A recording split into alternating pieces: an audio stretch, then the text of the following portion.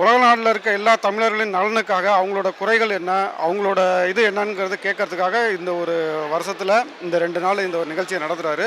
இதுக்கு தமிழக அரசுக்கும் தமிழக முதல்வருக்கும் நன்றி தெரிவிச்சுக்கிறேன். Okay sir. சார் நம்ம கடைசி 4 வருஷத்தில் தமிழகத்தில் என்ன மாற்றம் வந்ததுன்னு நீங்கள் நினைக்கிங்க?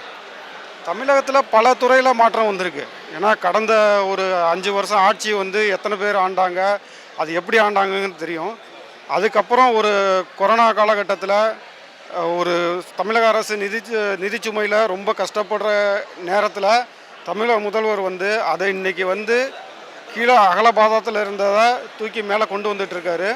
இந்த 4 வருஷத்தில் அவர் செஞ்ச சாதனை இதுதான் பார்க்கணும். சார் தமிழகத்துக்காக இந்த அரசாங்கம் வருங்காலத்துக்கு என்னென்ன கனவு வச்சுருக்காங்க அப்படின்னு உங்களால் சொல்ல முடியுமா?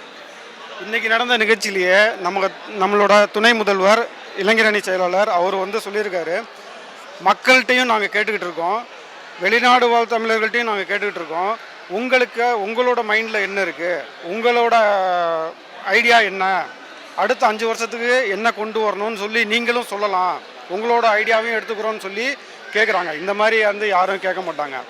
அப்போ அவங்களோட இது மட்டும் இல்லை, நம்ம எல்லோரும் என்ன நினைக்கிறோமோ, நம்ம எல்லோருக்கும் மனசுலையும் என்ன இருக்கோ, புது புது திட்டங்களோ எதாக இருந்தாலும் அதை கொண்டு வருவோம்னு சொல்லி உறுதியளிச்சிருக்காங்க. இது அடுத்த 5 வருஷத்தில் அவங்களோட நோக்கம் இதுதான் நினைக்கிறேன்.